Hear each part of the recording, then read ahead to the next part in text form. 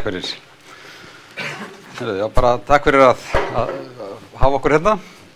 Við ætlum aðeins að ég byrja og tek svona fyrir hlutan og fer aðeins yfir líffræði krabbans og svona sögu veiðana og Sindri fer svo yfir allar helstu niðurstöður og skiptum þessu þannig.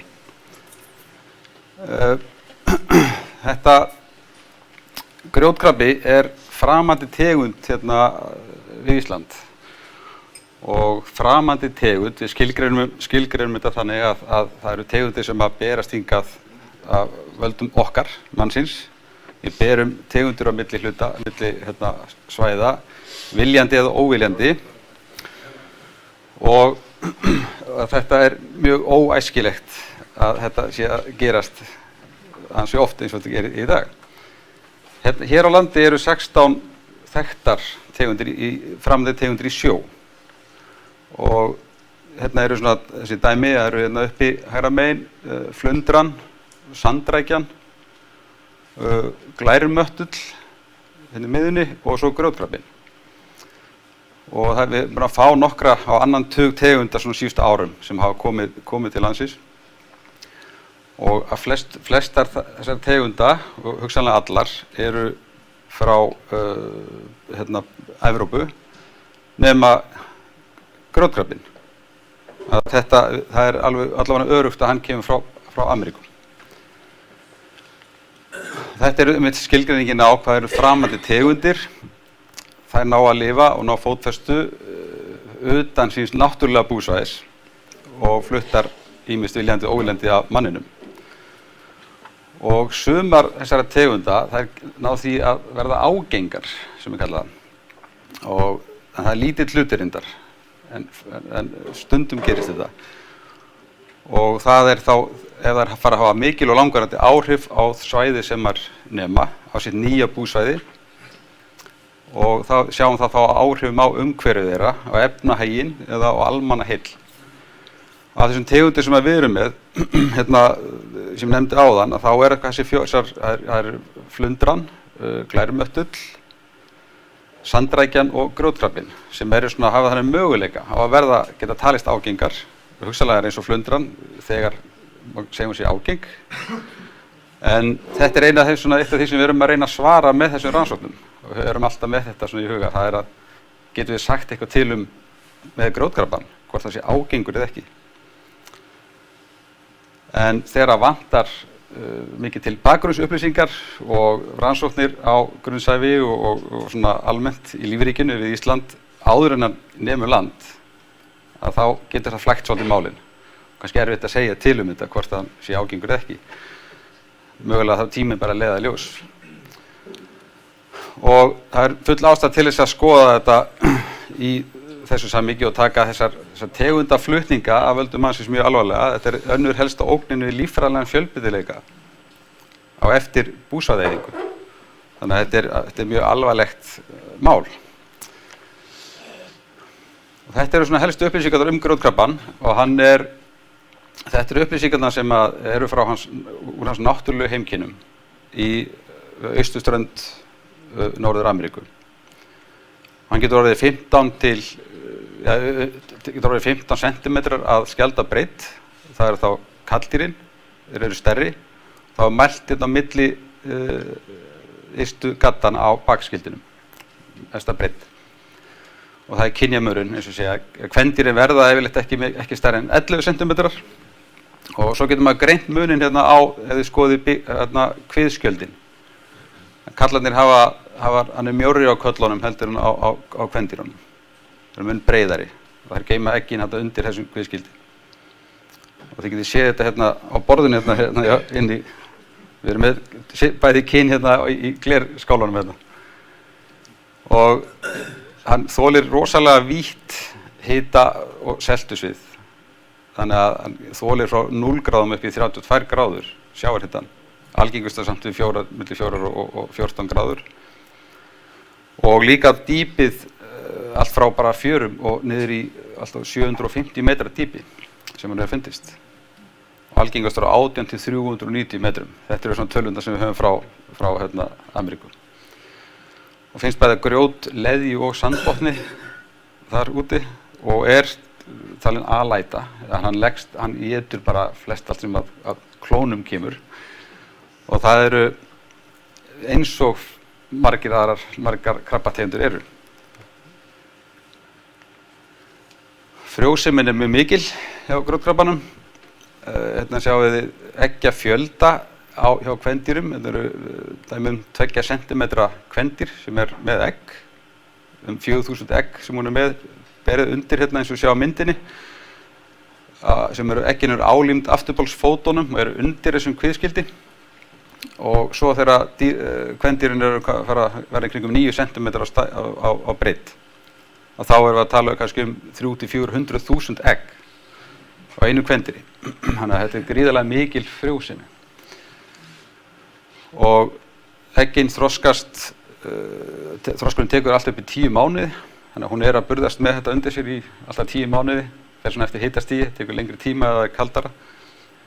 Og svo þá fara eggin að klikjast út og þá sér maður að stundum, við séð þetta hjá okkur í Sandgerði, við erum með það í sjóbúrum, að þá að róta í eggjónum með eftirstu lappaförunum og svona þá fara og þyrlast burtu frá henni lirfurnar. Og lirfurnar í Kanada hafa að finnast frá maí til október í uppsjó. Lirfustigin þetta eru sko sviflægar lirfur og þetta eru 5 svokölluð sóeastig. Sjáum hérna ferilinn og svo endar það á svokölluð megalópastigi og þá fer krabbinn að leita botns og að líkjast foreldrum sínum eitthvað. Við sjáum hérna hvernig þið lítið út, þetta er eins og einhverjar geimverur eða eitthvað. Rosalega flottar lirfur. Og þroskunartíminn, sjáum hérna 16 dagar við 24 gráður en allt upp í 50 daga við 10 gráði hita. Þannig að þetta er mjög mislangur þroskunartíminn hjá lirfunum. Þetta er náttúrulega útbreiðslan hjá krabbanum. Allt frá Suður Karólínu og norður til Labrador. Og þannig að þetta hafa verið hans náttúrulega, hafa verið hans heimkynni þangað til núna nýverið. Að þá finnst hann hérna í Hvalfirði árið 2006 og þetta í fyrsta skipti sem hann finnst utan Ameríku. Þannig að þetta í fyrsta skipti sem að þessi tegund finnst hérna við í Evrópu. Og það var hérna við Grundartanga sem að í ágúst 2006 sem að kafari, Pálmi Dungal heitir hann, hann fann eitt eintak og kom með það inn á líffræðistofnun til að við Jörund Svavarsson, prófessor í líffræði. Og þá kom í ljós að þetta var ný tegund og Pálmi hann hefur kafað mikið og tekur mikið af ljósmyndum og hann var hérna á ferðinni að leita að svæði til að taka myndir af trjónukrabba, að gera það alveg reglulega nokkuð mörg ár og sér að finnur þessa tegund og kemur með hana. Og þegar svona kallar sjá eitthvað nýtt, maður veit að hann tekur vel eftir og hann búinn að vera mikið á ferðinni og hafa á að taka myndir, að þá þetta öllu líkindum en ný komin þessi tegund. Og þannig að við fórum af stað og ég fljótlega fór með nokkra kafara aftur, Pálma og félaga hans og fundum nokkra í viðbót og það var hérna inn í Hvalfirði. Og þá fórum við í frekari rannsóknir á krabbanum og Jörundur fékk styrk fyrir meistaranema og þannig að þá hélt þetta aðeins áfram og við fórum að rannsaka bæði lirfurnar og krabba með gildruveiðum bara strax frá upphafstíma frá því að finnst þessi krabbi. Og það sem er mjög merkilegt og áhugavert í þessu samhengi öllu að það að við erum með tegund sem kemur ný hérna inn, framandi tegund og hann mögulega það var þessi spurningum, verður þetta ágeng tegundið ekki og þetta það sem við erum að reyna að svara. Þannig að það er þessi vinkil sem alltaf áhugaverður náttúrulega. En við erum líka með það fyrsta skipti sem hún finnst í Evrópu og við getum fylgst með landnáminu nánast frá upphafi. Frá því hann finnst bara fyrst og með stærðina þegar hann finnst 2006 að þá líklegt að hann hafi komið rétt aldamótin sem lirfa. En það svona öllu líkindum þannig. Og við fórum í þessar rannsóknir og þetta var meistaraverkefni hjá Sindra var með lirfurnar sérstaklega. Þannig að strax 2007-08 þá fórum við að taka lirfusýni í háfsýni í Hvalfirði og settum upp svona punkta. Þannig að við erum með sömu stöðvar frá upphafi nánast öll árin og þannig að við erum að taka nokkru sinnum kannski yfir árið og fylgjast með lirfufjölda í sjó. Og þarna 2007-17 það var í Faxaflóa og þá erum við bæði að skoða grjótkrabbann og bógkrabba og trjónukrabba lirfurnar. Fyrstu árunum þá var önnur svæði tekin líka og þetta var hluti af meistaranámi hjá Jörundi líka. Rannsóknir á marglyttu, Guðjón Már Sigurðsson var í því, hann er núna enn á Hafró og hann var að nota sömu sýnatöku aðferðir og við og þannig að við skoðuðum lirfurnar á Vestfjörðum, sýnunum frá í Vestfjörðum og Eyjafirði og þá kom strax í ljós að fundist nokkra lirfur í Patreksfirði. Þannig að það var þetta strax bara á fyrstu árunum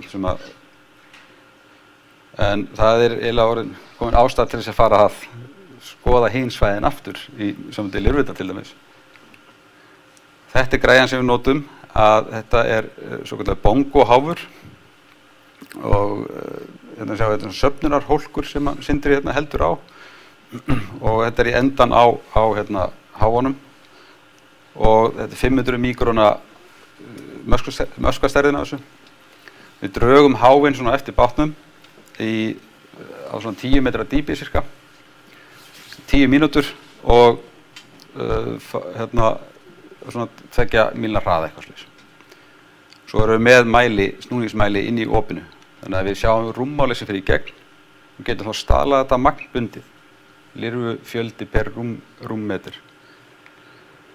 Hérna sjáum við ofan í 2 söfnunarhólkana, hérna er alveg gríðarlegt magn af sýnum og hérna er þetta aðalega rauðáta sem var hérna í þessum. Þannig að það er marga daga vinna getur verið að fara í gegnum svona sýni. Og hérna sjáum við svona, þeir eru hort í gegnum víðsjá, hérna eru krabbalirfur hérna í miðunni, en svo eru alls konar önnur krabbadýr sem þarf að vinsa frá og eða greina. Þannig að þetta er mikil vinna. Þetta er báturinn sem við höfum notað, bæði við háfsýnatökurnar og gildruveðarnar, Sæmundur Fróði sem var í eigu háskólans. Og ég hef verið séð bátinn, ég býð það vel að því að ég hef verið sjómaður áður en fór í líffræðinámið. Þannig að ég get verið með bátinn og þetta er bara forsenda fyrir að við gátum gert þessi verkefni yfir höfuð, að við staðið í þessum rannsóknum. Þetta er mjög dýrt allt saman. Og við vorum að þessum þar til í lok árs 2015, þá ákvað að breytast í kafbát, sökk hérna í Reykjavíkurhöfn í miklu óveðri og þannig að það kemur hérna smá bil í 2016 og var lítið sýnatökur hjá okkur. En við núna á þessu ári í rauninni þá náðist að kaupa annan bát og það er þessi sem heitir þá Sæmundur Fróði líka. Þannig að við getum haldið áfram á fullum krafti. Gildruveðarnar, við höfum verið með þessar gildrutípu kallað Carapax frá Svíþjóð, ætlar í töskukrabbaveðar, en við höfum verið með þessar sömu gildrutípur frá upphafi á sniðunum okkar inn í Hvalfirði. Þar erum við með ákveðna punkta, við höfum verið með tvær og tvær gildrur saman eða verið með 5 til 10 í streng í öllum þessar rannsóknum svona gegnum árin og það hafa reynst mjög vel þessar kassagildrur sem við erum með hérna. Hérna eru eitt af þessum hliðarverkefnum sem hafa verið í gegnum árin, þar sem við erum með þetta er nemar þessi tveir nemar í Sjávarútvegsskóla Sameinuðu þjóðanna og svo er þetta Jónas Páll hjá Hafró.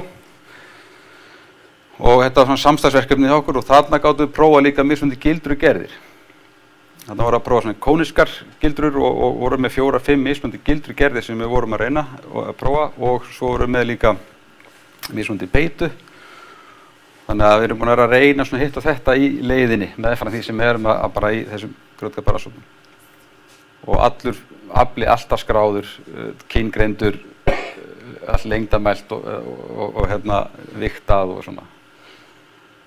Þannig að við erum miklu upplýsingar núna meðaflan líka, hinar krabbategundinnar og fleira sem kemur í gildrurnar. Og hérna sjá okkur félagana vera að mæla og hérna fyrir aftan okkur eru einmitt aðra típur af gildrum sem að við höfum verið svona að nota meira upp síðustu árum.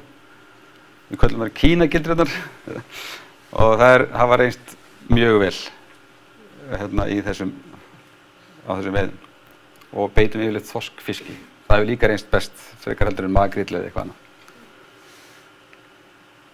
Þannig að svo eru þá niðurstöðurnar hjá honum Sindra úr hans doktorsverkefni.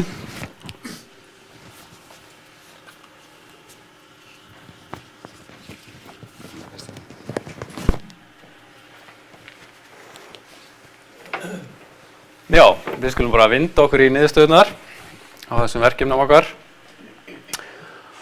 Og staðan er svona í dag. Árið 2006 fannst krabbinn, þessi rauði punkturinn og núna er hann kominn alla leið frá Faxaflóa og norður í Eyjafjörð. Og þetta er 70% af strandlengjunni. Og hérna sjáum við svona fyrstu fundastæði á hverju svæði fyrir sig og það er Árdal hérna á bakvið og annars vegar spókstafurinn A og L. A stendur fyrir fullorðna einstaklinga, L fyrir lirfur. Og þessi hraða útbreiðsla með ströndinni hefði ekki getað átt sér stað nema fyrir tilstilli strandstraumsins. En hann streymir réttsælis umhverfis landið og með honum berast lirfurnar. Og landnámið gengur mjög hægt suður með ströndinni og þar þurfa einstaklingarnir, fullorðnir einstaklingar bókstaflega að labba. Lirfurnar rekur ekki þangað út af straumnum. En nú erum við líklega komin að útbreiðslumörkum á Norðurlandi miðað við líffræði krabbans. Því að lirfurnar, þær þurfa, eins og Halldór kom inn á áðan, þær þurfa 10 gráður í yfir 50 daga til að ná að þroskast. Og þarna fyrir austan er bara orðið of kalt. Þannig að hérna er stórt spurningamerki. Hvað gerist í náinni framtíð? Á hlýnun við Íslandsstrendur eftir að breyta þessu eða erum við mögulega að fara að sjá morf af krabbanum sem er að þola meiri kulda? Nú, við erum búin að fylgjast með lirfunum í uppsjó yfir árið og hérna skulum við taka dæmi frá árinu 2008 sem er annað árið hjá okkur í rannsóknunum og þá greinum við lirfur trjónukrabba og bágkrabba í sýnunum til að hafa viðmiðun við grjótkrabbalirfurnar og þarna sjáum við hitaferillinn er merktur með punktalínunni þarna inn á og ef við sjáum bara ferillinn hjá trjónukrabbanum þá er hann að koma mjög snemma inn á vori til og nær hámarki í lirfufjölda í maí. En svo ef við skoðum bágkrabban og grjótkrabban þá sýna þeir mjög svipaðan ferill. Þeir eru að toppa þarna upp úr miðjum júlí þegar sjávarhiti er eitthvað hæstur. Og ef við skoðum svo lirfustigin hjá grjótkrabbanum þá sjáum við hérna öll lirfustigin og það sést hérna niðri á myndinni hlutfall magn hvers lirfustigs eftir árstíma. Og í upphafi tímabils er mun meira fyrir lirfustigunum en þegar líður á haustið þá fer hlutfall seinni lirfustiga að aukast og það verður náttúrulega afföll og minnst er að megalóbastiginu sem þið sjáu hérna lengst til hægri. Nú við erum að sjá breytingar í veiði yfir tíma og við erum með þessa fasta punkta sem við tekið frá 2007 bæði í gildruveiðum á fullorðnum kröbbum og eins í lirfum í svifsýnum. Og á vinstri myndinni hérna sjáum við fullorðna krabba og þá sjáum við strax að grjótkrabbi er þarna dexti liturinn í súlunum Bógkrabbi er þessi milligrái litur og trjónukrabbi er ljósasti grái liturinn. Strax í upphafi er hlutur grjótkrabba meir en helmingurinn af veiðinni. Og þetta hefur bara verið að aukast með árunum og er komið núna upp í 75% af aflanum sem er grjótkrabbi. Ef við lítum svo á lirfurnar, þá vorum við að skoða árið 2008 áðan. Það er hérna, þessi rauði kassi. Og það hefur heldur betur bæst í á síðustu árum, því að við skoðum árið 2012-14. Þá hefur magn lirfa, við sjáum hérna lirfur á rúmmetri, komið úr 2 lirfum upp í 8 til 11 lirfur á rúmmetri. Þannig að þetta er 3 til 5 földun á lirfum. Þannig að það er töluvert mikið að breytast. Nú við skoðum bara svo veiði milli svæða. Hún er ekkert eins yfir öll svæði. Og ef við skoðum bara kannski vert að líta á eins og Borgarfjörðinn sem er merktur hérna með rauðum kassa, þar er hlutur grjótkrabba í afla 99%. Þetta eru rosalega tölur. Og ef við skoðum svo önnur svæði eins og Skerjafjörðinn sem er hérna merkt grænt, þá er hlutur grjótkrabba 1/3. En vert ber að nefna að það eru minnst gögn á bakvið Skerjafjarðarkrabbana. Það er fæstir einstaklingar á bakvið þessar tölur þar. Stærðarmunur milli svæða er líka mjög áhugaverður og skoðum aftur hérna Borgarfjörðinn, merktur hérna með rauðum. Þarna er meðalstærð á krabba 13 cm á skjaldabreidd. Þetta er meðalstærð og það krabbar í hans náttúrulegu heimkynnum fást víðast ekki stærri en 13 cm. Þannig að þetta eru gríðarlega stórir einstaklingar. Og eins eru kvendýrin í Borgarfirði stærri heldur en á öðrum svæðum, samt ekki svona gríðarlega mikill munur. Nú við sjáum út frá þessu að við erum að krabbinn er rosalega útbreiddur og við erum að fá hann í mjög miklum þéttleika. Eða við erum að fá hann í mjög miklum magni í gildrur. En til að geta metið ykkur áhrif á krabbanum, þá þurfum við að vita hver þéttleiki hans er. Og þá fórum við á stað með merkingatilraun og við völdum svæði hérna í Kollafirði. Þar er mjúkur botn og það eru kjör búsvæði krabbans, það er mjúkur leðjubotn. Og við fórum í þessar rannsóknir með Hafró árið 2011. Þetta var 4 ára stúdía hjá okkur.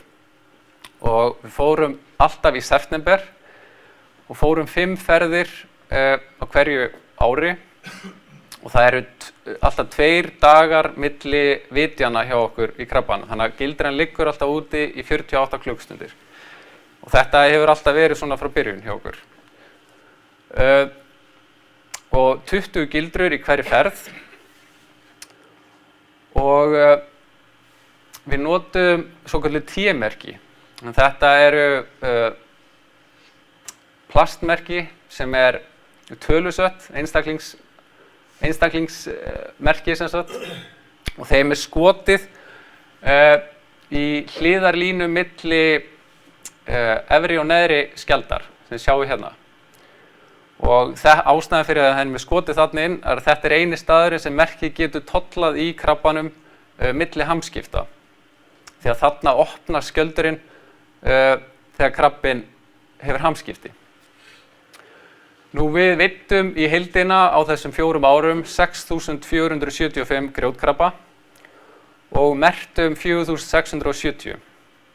Af þessum kröbbum sem við merktum endurveitum við 155 og endurveiði hlutfallið mjög lágt, 3,3%. Og skemmtileg viðbót við þessi sýni er að við fengum 34 krabba sem höfðu hamskipti. Og það kom okkur skemmtilega óvart að þetta virkaði svona vel hjá okkur, þessar merkingar, að merkja hann svona. Út frá þessu og þá reikniðum við út þéttleikann og hann er 0,5 krabbar á fermetr sem rosalega hátt og þetta með því mesta sem þekkt fyrir tegundina. Hérna sjáum við svo krabba fara í hamskipti og hann klæðir sig bókstaflega úr gamla skildinum. Krabbinn sem sagt að tróða sér út úr skildinum hérna, þetta kvendýr, og þið sjáu þá þessa línu sem ég var að tala áðan sem að verður að skjóta merkinu í. Annars tollir það ekki í á milli hamskipta.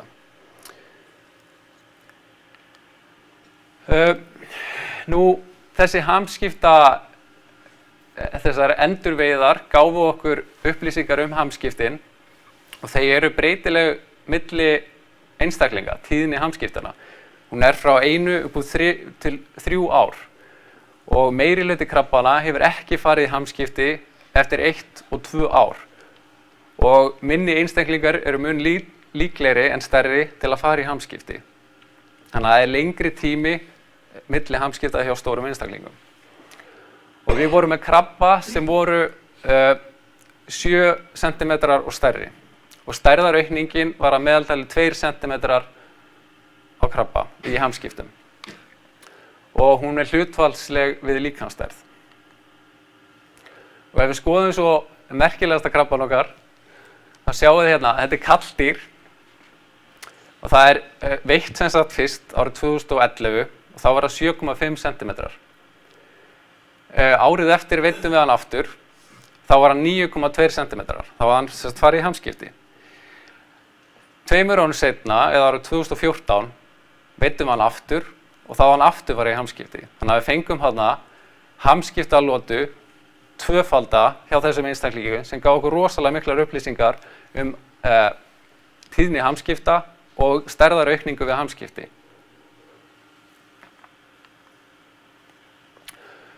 Nú, ef við pælum aðeins í komu krabbans til landsins.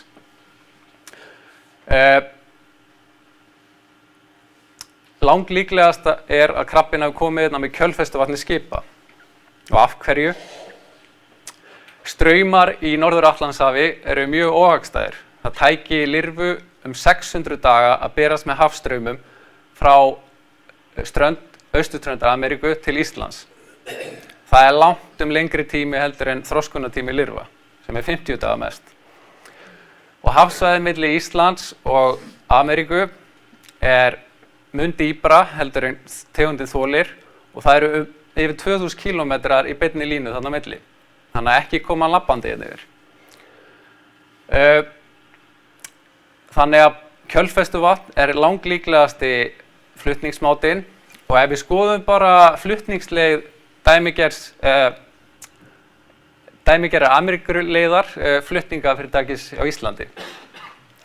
Þá leggur það á stað frá Reykjavík og frá því að það kemur fyrst við strönd Ameríku, þá ekki nema 17 dagar að það kemur aftur heim til Íslands. Og þetta vel innan þroskunartíma krabbans, þannig að lirfurnar lifa vel bara í kjölfestuvatninu og þola þetta tímans vegna. En það getur vel verið að allir deyja á leiðinni.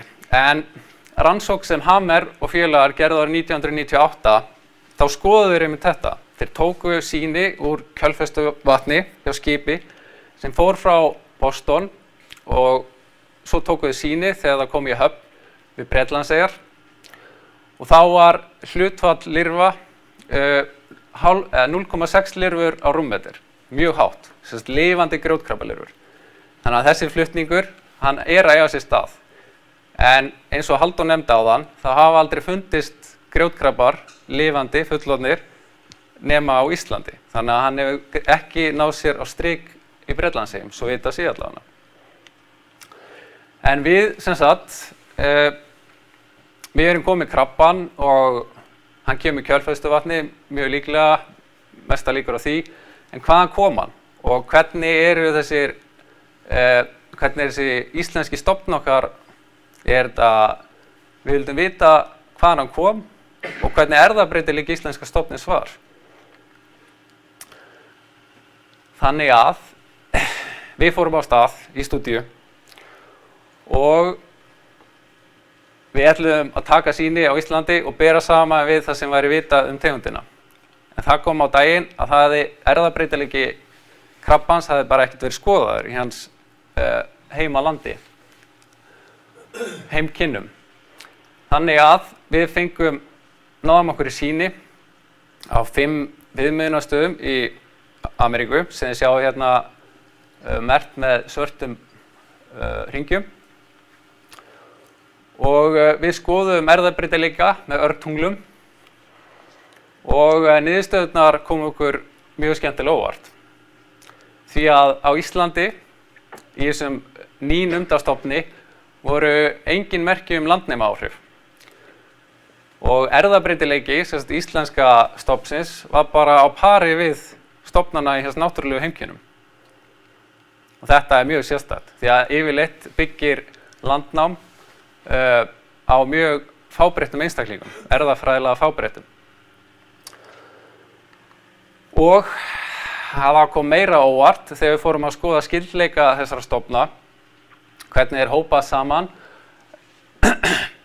Þá mynduðust 3 hópar. Ísland var 1 hópur, svo voru hópuð saman nyrðri stofnarnir í Ameríku, þessi sem eru merktir með rauðu, og svo syðri stofnarnir 2 hérna, þeir hópuðust saman. Og Ísland bara sér erfðafræðilega frábrugðinn og við vitum í rauninni ekki enn þann dag í dag hvaðan hann kemur nákvæmlega. En svo eru stofnarnir innan Ameríku. Af hverju eru þeir að aðskilja svona? Af hverju eru 2 aðskildir hópar þar? Og það skemmtilega við það að þetta hefur nefnilega sést hjá öðrum tegundum líka. Hérna við suðurenda Nova Scotia, þar sem svarta línan þar svona eins og erfðafræðilegur beggur og það mjög líklegast út af straumakerfinu og lirfureki sem sagt þarna á milli að það stoppar bara þar. Og þetta sem sagt hefur verið sýnt nákvæmlega eins munstur fyrir ameríska humarinn. Þannig að við erum komið mjög skemmtilegar niðurstöður þarna og en hver staðan hjá okkur í dag? Við erum komið með stofn sem mjög útbreiddur. Þetta eru 70% af strandlengjunni. Hann í þéttleika sem mjög hár, allavega hérna suðvestanlands. Á hans kjörbúsvæði sem mjúkur botn. Hann finnst eiginlega saman sem ekki neitt á hörðum botni. Og við erum með mjög erfðabreytileikinn hár hérna. Þannig að þessi stofn virðist vera komin til að vera. Og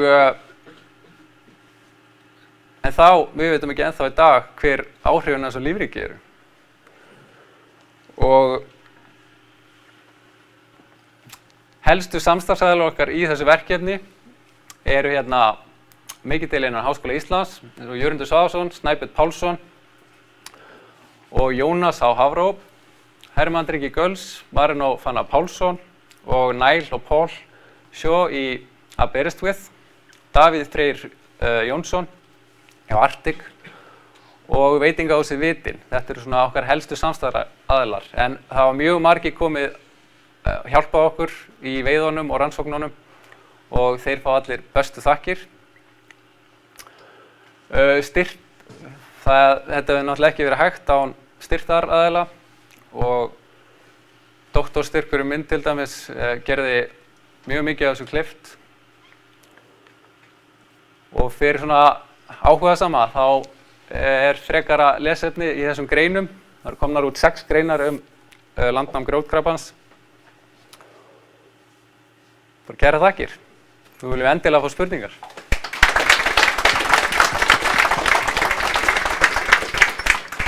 Við þökkum þeim Halldóri og Sindra kærlega fyrir þetta fróðlega erindi. Nú bjóðum við upp á nokkrar spurningar. Þeir ætla að svara þeim. Hver vill ríða á vaðið? Þorvaldur, kannski kynnið ykkur? Þorvaldur Björnsson heiti ég, starfsmaður Náttúrufræðistofnunar. Mér langar til þess að vita á hverju lifir hann helst.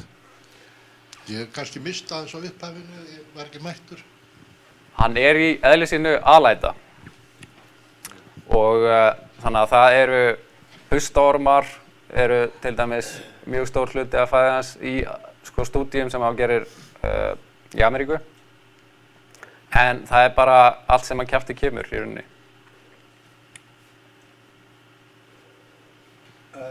Hér koma fleiri spurningar. Já, takk fyrir þetta frábæra erindi. Örn Friðriksson heiti ég.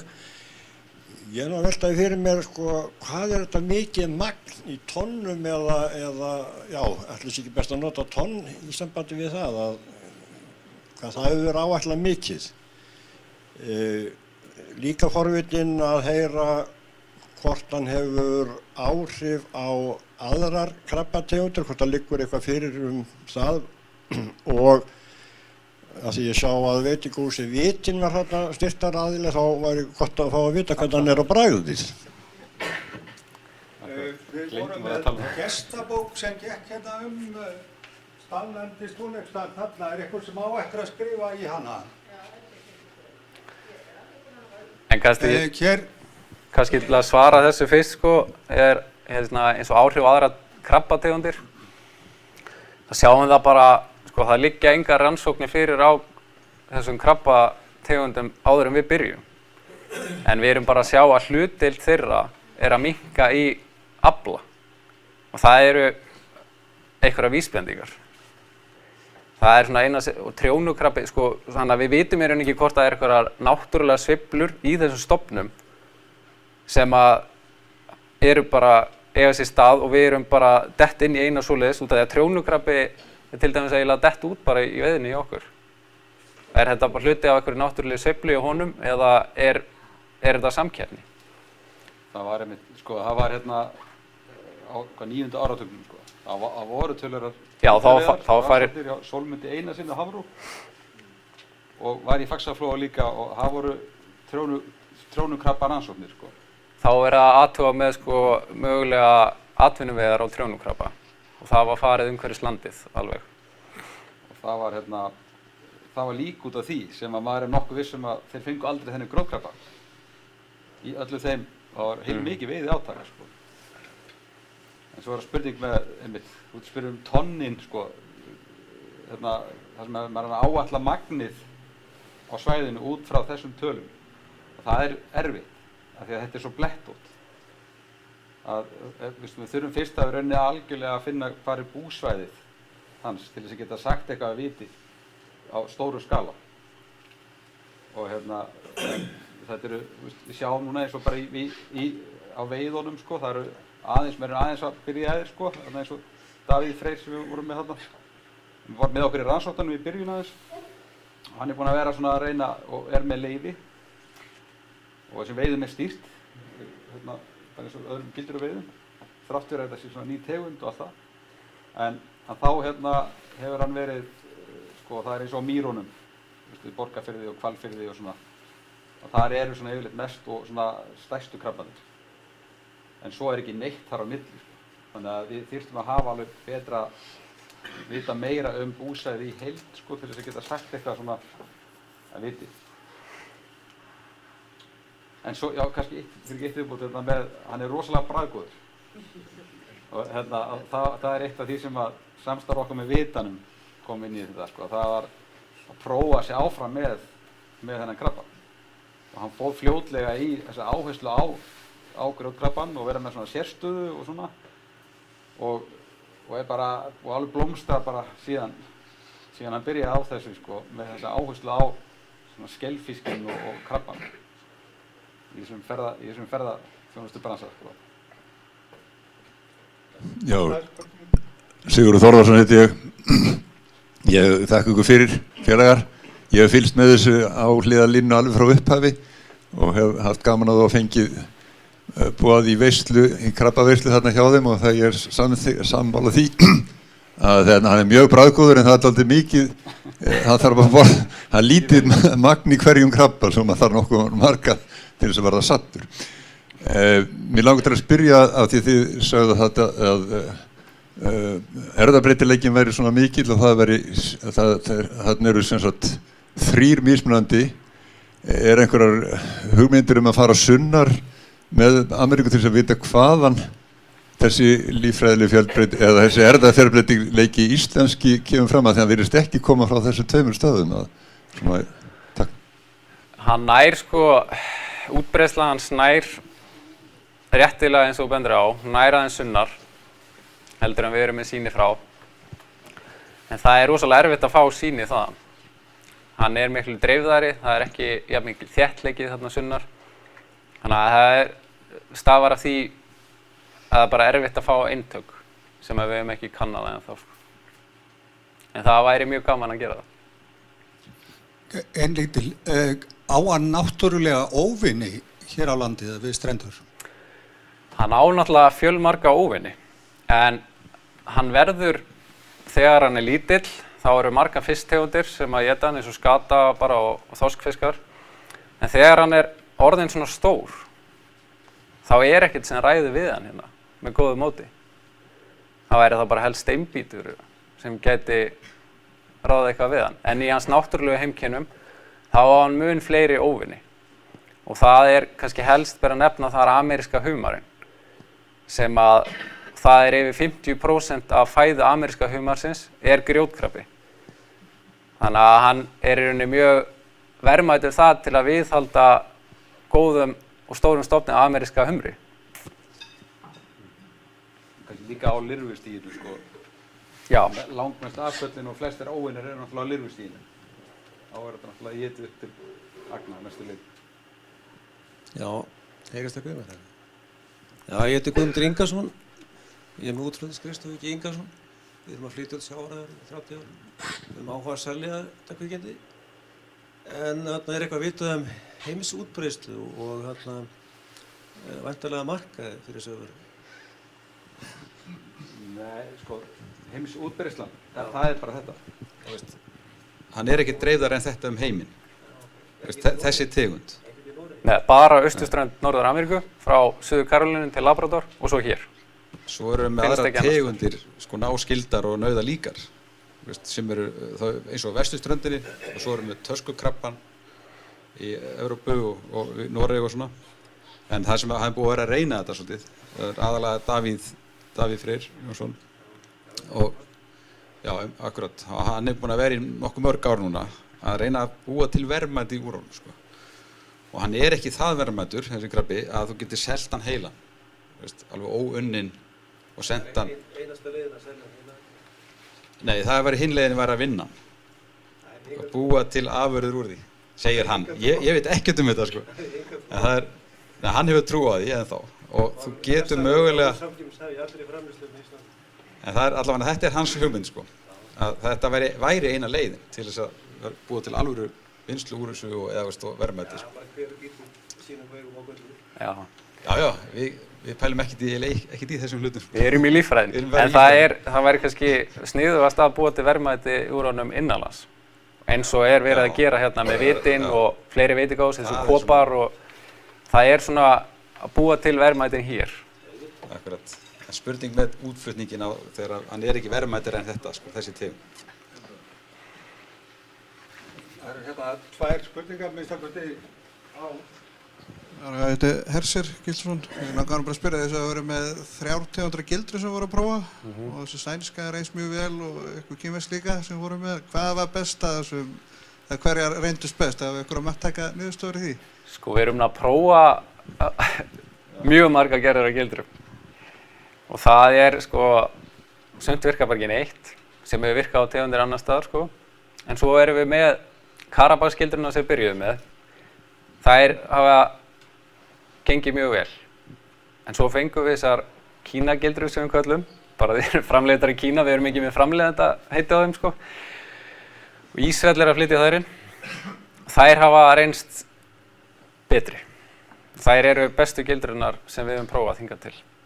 Líka svo meðfærilegar. Það eru mjög meðfærilegar, samanbrjótanlegar og En það eru til gildrur sem eru mjög líkar þeim og það eru smáatriðin í gildrunum sem skipta greinilega mjög miklu máli. Það bara hvernig liggur í raufunum á henni. Botninn á þessum gildrum sem gefast best, það eru svona flatjárn. Gildrum sem líta nákvæmlega eins út, sami möskvin, sama efnið allt, en það eru bara svona mjói teinar. Veiðist ekki nærri vel í þeim. Það bara straumurinn eða eitthvað í kringu það og bara virkar ekki. Víbringur eða eitthvað, það eitthvað svona... Þannig að það er ekki sama hvað hendir út, það alveg á hreinu.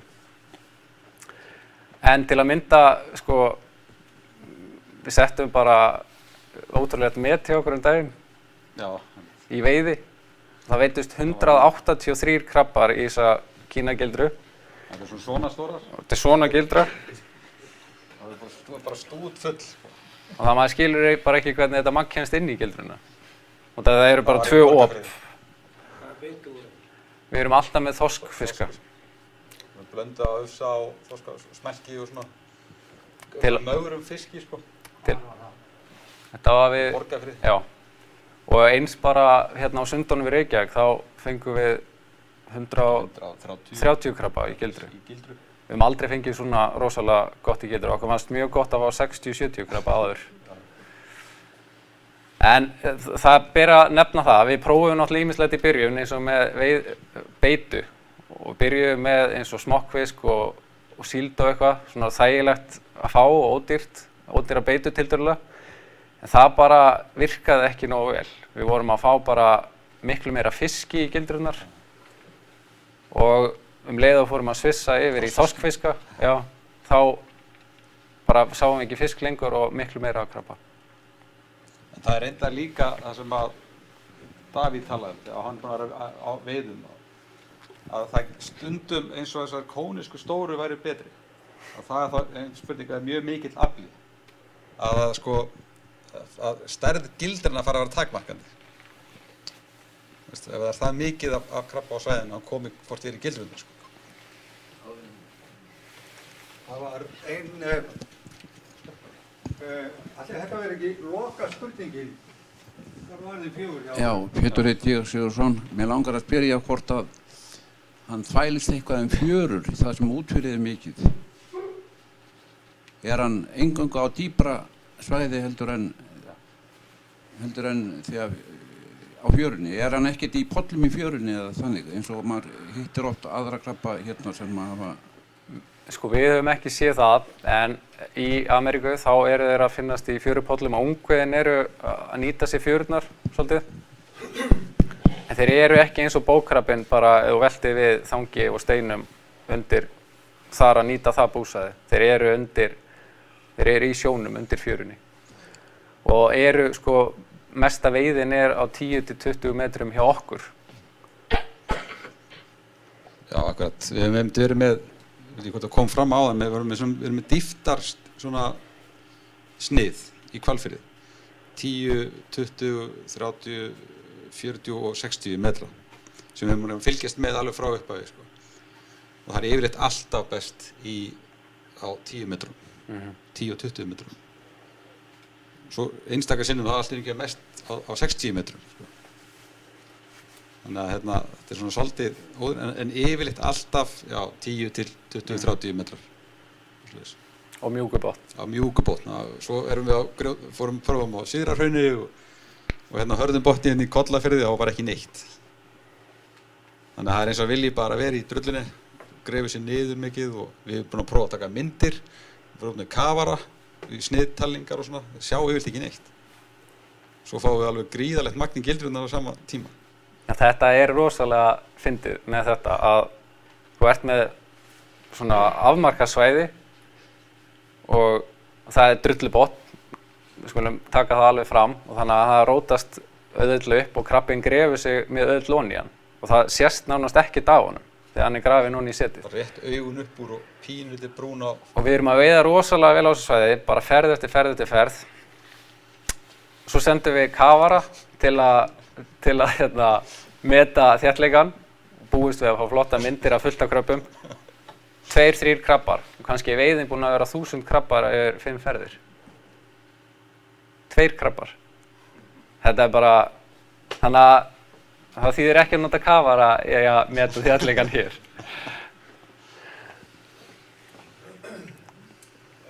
Þetta verða að vera loka orðin hjá þeim ágætu fyrirlesurum okkar í dag, Sindra og Halldóri. Við þakkum kærlega fyrir komuna. Takk sem leiðis. Takk. Næst verðum við með fyrirlesurum.